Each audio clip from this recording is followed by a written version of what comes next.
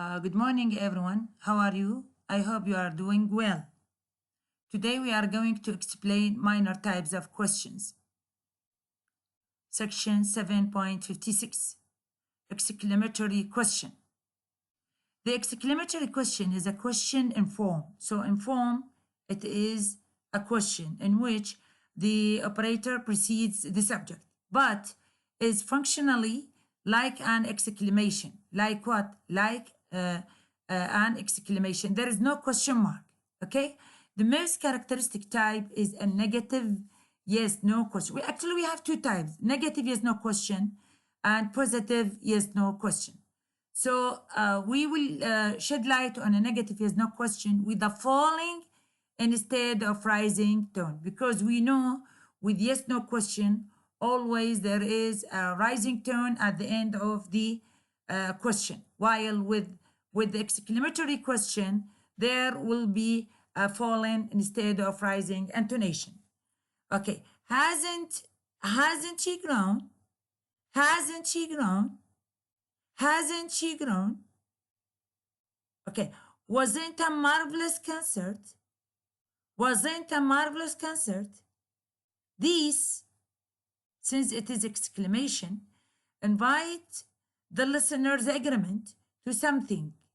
So we seek the listener's agreement on which the speaker has strongly positive feeling about it. Okay, now we are going to have a positive. This one is a negative. We start with negative. A positive yes, no question, also with a falling tone, is another but very informal. So if I ask exclamatory question with positive, this is informal way of expressing a strong positive conviction. Strong positive conviction. Okay. Am I hungry? Am I hungry? It means that why you ask such question? I'm hungry.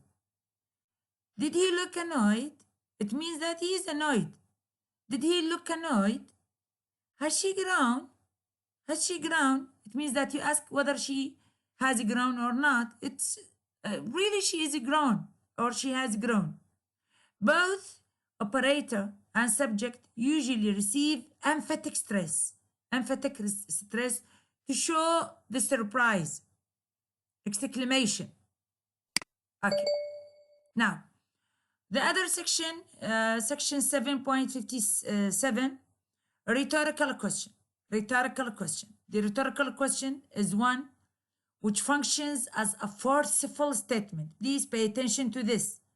Pay attention to this. More precisely, if the question is positive rhetorical question, it is like a strong negative assertion. So the relation is vice versa. The relation is opposite. So if the question is positive, the assertion is negative. If the question is negative, the assertion is positive. So more precisely, a positive rhetorical question is like a strong negative assertion, while a negative question is like a strong positive one. Let's tackle both. Let's tackle both. Positive. Is that a reason for disappear? Is that a reason for disappear? Surely that is not a reason to disappear. See, this is negative. Surely that is not a reason to disappear. Can anyone doubt the wisdom of this action? Can anyone doubt the wisdom of this action? Surely no one. This is positive. This is negative. No one can doubt the wisdom of this action. Okay. Now let's have the negative. Let's have the negative. Is no one going to defend me? No one. Is no one going to defend me? Surely there's someone is going to defend me. So I ask by negative to get a positive answer. Positive assertion. Okay. Unlike exclamatory questions, these rhetorical questions usually have the normal rising intonation. So they have the normal rising intonation of a yes, no question. There is also a rhetorical WH, which is equivalent to a statement in which the Q element is replaced by a negative element. It means that I'm asking positively. I'm asking positively, but the meaning is negative. So when I say, who knows? Who knows? It means nobody knows. Nobody knows. Or if I say, what difference does it make? What difference does it? It means that no difference. No difference. What difference does it make? What difference does it make? يعني من أقول وشو الفرق? It seems that there is no difference. It seems that there is no difference.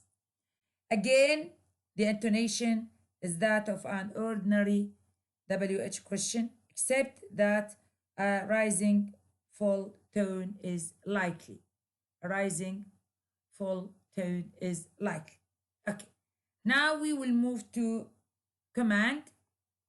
We will move to command. Okay. Section 7.58. Commands without a subject, in which it is a typical way. It is a typical way of commands. We begin with the most common category of command, that which differs from a statement in that. So the command differs from a statement in two ways. It has no subject. We all know that the command or imperative has no subject, no overt subject. And it has an imperative finite verb. So the verb is in the finite shape. It is in the base shape, the base form of the verb, without endings for number or tense. Otherwise, the clause pattern of command show the same range and ordering of element as a statement, but exactly as a statement. Let's have the examples. SV, jump. One might ask, so where is the subject here? It says SV, but we see only V because the subject is implied. It is not clear. It means you jump. SVC, be reasonable, in which it is only verb and subject complement. It means you be reasonable. SVOA, put it on the table. It means you put it on the table. You put it on the table. The imperative verb, however, is severely restricted as to tense, aspect, and voice and modality. It means that there is no tense, no aspect. There is no tense distinction or perfect aspect, and only verb. Rarely does the progressive form. Rarely, and pay attention to this. One might ask you a question. Do as required. Commands indicating the progressive form. Commands without a subject indicating the progressive form. This question might be given to you. Commands without a subject indicating the progressive form. So you have to say, be preparing the dinner when he comes in. Be preparing the dinner when he comes in. Okay. Also, a passive is equally rare. Except when the auxiliary is some verb other than be, like get washed. This is also, rare, except with this. Okay. Commands are apt to sound abrupt unless toned down by markers of politeness. So commands, sometimes they are connected with markers of politeness, like please eat up your dinner. Shut the door, please. Sometimes we want to be more polite, not to be harsh. So we use the markers of politeness and we use please.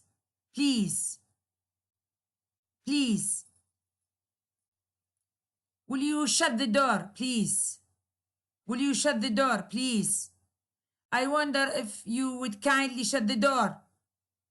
I wonder if you kindly shut the door. It is imperative, but it's very polite. Very polite. This note, please read it. Read this note, please. It is important. And now let's move to section 7.59, commands with a subject. And this is very important because typically we don't have commands with a subject. So this is a special case. It is implied in the meaning of a command that the omitted subject of the imperative verb is the second person pronoun you. We all know that. This is confirmed and this is clear by the occurrence of you as a subject of a following tag question. Be quiet, will you? See, so I use you as a pronoun with the tag. And by the occurrence of yourself. By the occurrence of yourself. Not like and of no other reflexive pronoun. So we use only yourself, but not any other reflexive pronoun, This is wrong. So we say behave yourself, but not behave himself. Behave yourself because we are talking about you. Behave yourself. Okay. There is, however, a type of command in which the subject you is retained. Bring it back. Differing from the subject of a finite verb and always carrying stress. You. So it carries stress. So if this is a normal statement, we never use be after you. Right? We never use be. We said you are, right? We never say be. So be is a verb in the imperative form. And you, if it is imperative with a subject, it carries the stress. You, be quiet. You, be quiet. You, mind your own business and leave this to me. You, mind your business and leave this to me. These commands are usually admonitory in tone and frequently express strong irritation, انزعاج. As such, they cannot naturally be combined with markers of politeness. ما نقدر نقول please because it expresses strong irritation. They expresses a strong irritation. So that's why commands with a subject, they express strong irritation and they never combined with markers of politeness, such as please. It never be there. We never use please with commands with a subject. So if I say, please, you be quiet, this is wrong. This is wrong. Since there is a subject, it expresses strong, annoying, or irritation. They must be used, however, in another way to single out by pointing. We point to two or more distinct addressees. You come here, Jack. And you go over there, Mary. A third person subject is also possible. Sometimes we use it. So we say, somebody open the door. Somebody open the door. So if a question, you have a question such as, do as require commands with a subject, command with a subject expressing a third person, commands expressing a third person subject. Commands expressing a third person subject. You should say somebody, everybody, Jack and Susan, or whatever subject you like. Open this door. Now, in this, you can distinguish between the command with a subject and a regular statement. How? Because in regular statement, we never say somebody open this door. We usually say somebody opens this door because this is singular, subject singular, so we say opens the door. But since the verb is in the imperative form, it means that this is commands with a subject. So somebody open this door. Everybody shut their eyes. Jack and Susan, stand over there. Stand over there. Okay. One might ask a question. How can I distinguish this from vocative? From vocative, because as you know, vocative also, we might have a subject, a name, a vocative, the form of the vocative. We might say, Jack, play with me. So I'm calling Jack here, right? I'm calling Jack. So what is the difference between command with the subject and with the vocative? The difference is that with vocative, usually the vocative form takes different positions, either initially, medially, or finally. But with command with a subject, we usually takes the position of a subject because it is commands with a subject. This is one thing. The other thing is that with vocative, as we mentioned before, after the vocative form, we should add comma if it is initial position. If it is medial position, we put two commas, one before and one after the vocative form. If it is at the end or final position, we add the comma before the vocative form. While with the command with the subject, there is no comma at all. So in this, you can distinguish between command with a subject and vocative. Okay. It is easy to confuse the subject in these commands with a vocative noun phrase, as I mentioned now. Whereas the subject always precedes the verb, the vocative, as we saw earlier, is an element that can occur in final and medial as well as in initial positions in the sentence. Another difference is that the vocative, when initially placed, has a separate tone unit, typically a full rise. The subject merely receives ordinary word stress. Now, let's see the difference between these two. Vocative. Mary, comma, play on my side. Play on my side, Mary. See this comma? Okay. Imperative for the subject. Mary, play on my side. There is no comma. There is no comma.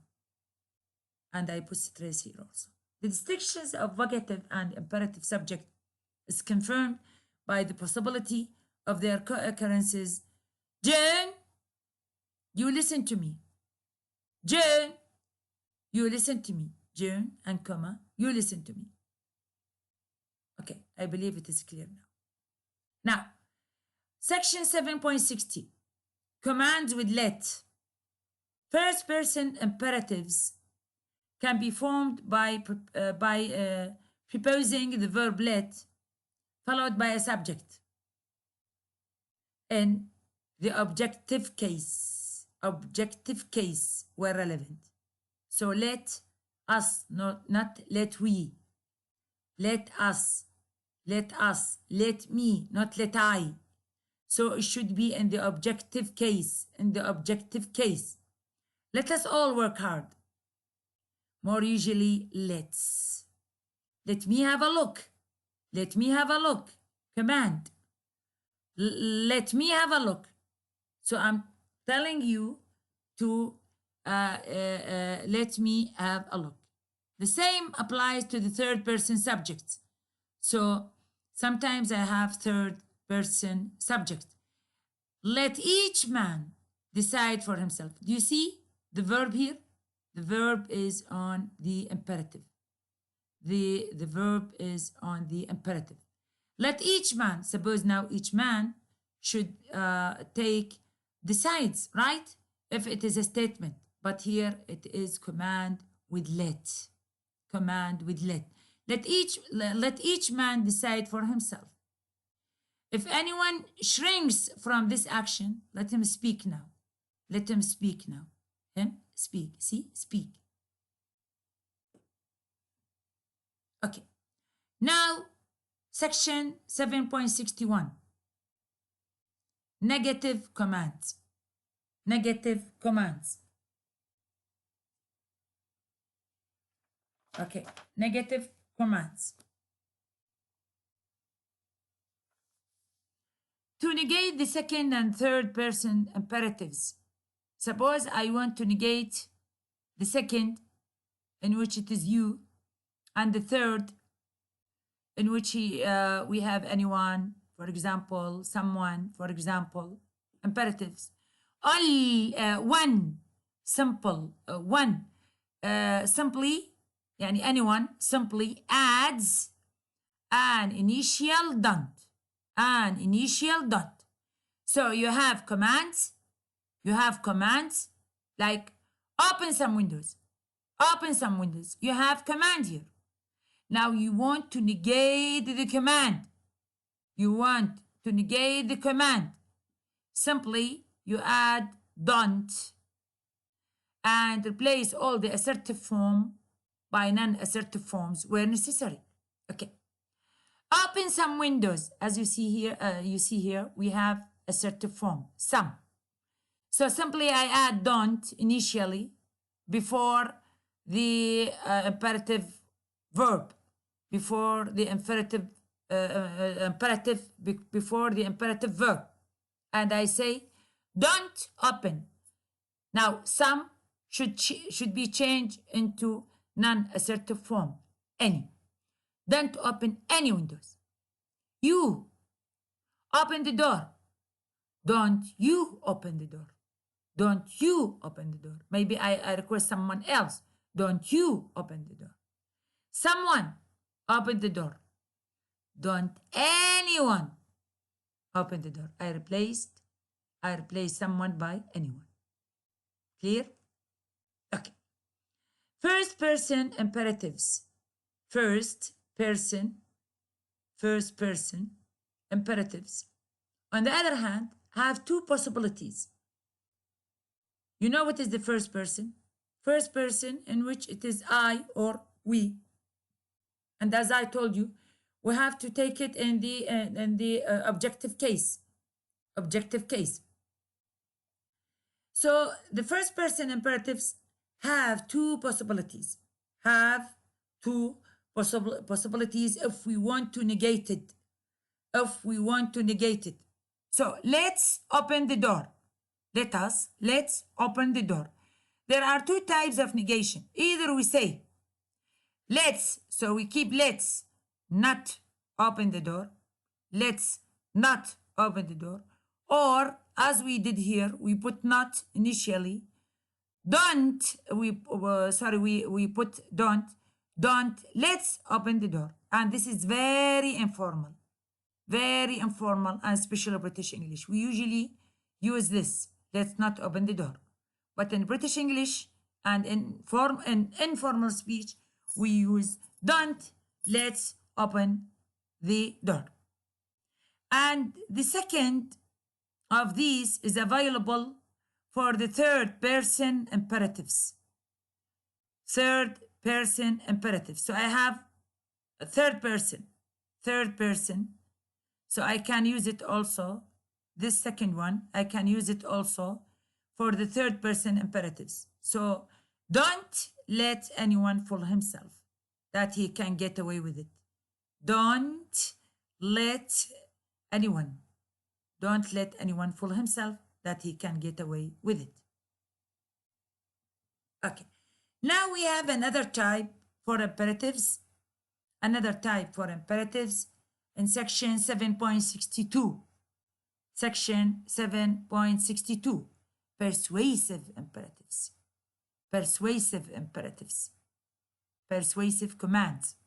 A persuasive or insistent imperative is created by the addition of do with a nuclear tone, with a nuclear tone before the main verb. It means that I'm going to bring do, and I raise my tone. I raise my tone before the main verb. Before the main verb. So I say, do have some more sherry. Do have, before reaching the main verb. Do have some more sherry. Do, let's go to the theater. Do, let's go to the theater. Okay. Now I want you to read this note about do, like don't. Please read it. It is very important. And see the example here. See the example here. This is a home duty. This is a home duty.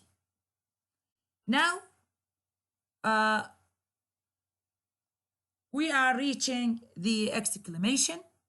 We are reaching the exclamation. And because it is very important, I'm going to leave this section to the next lecture. We are going to stop here. I hope you benefit from what I say and what I discuss. I want you to return back to the recorder and to the video to listen again. And if there is any question, you can ask me. And we will meet in the next lecture, inshallah. So thank you very much and goodbye.